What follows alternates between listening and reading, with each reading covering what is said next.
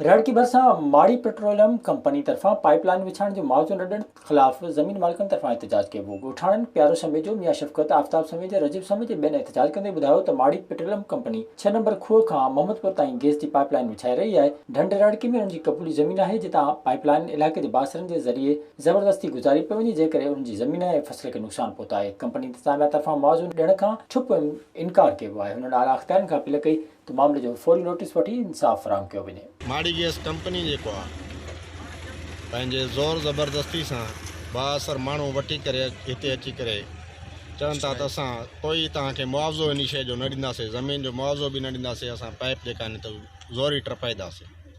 असांजो इहो एहतजाज आहे आला अख़्तियारनि खां ऐं आला अमलदारनि खां त असांखे पंहिंजी इन शइ जो मुआवज़ो ऐं हक़ु ॾिनो वञे। पहिरियों बि असांखे इहो पाइप अची ज़बरदस्ती रखियऊं, मां असांजे छोकिरनि खे धिका ॾेई करे ज़बरदस्ती कोशिशि कयूं। असां जंहिंमें हिते एहतजाज कयोसीं, जॾहिं हे असां खां बि वापसि हलिया विया, पोइ असां वञी करे कोर्ट जो सहारो वरितोसीं, हाई कोर्ट में पिटीशन दाख़िल कईसीं। असां चयो असांखे हक़ु पंहिंजो मिले। विज़िट कयो अवामी आवाज़ मीडिया ग्रुप जी वेबसाइट awamiawaz.pk।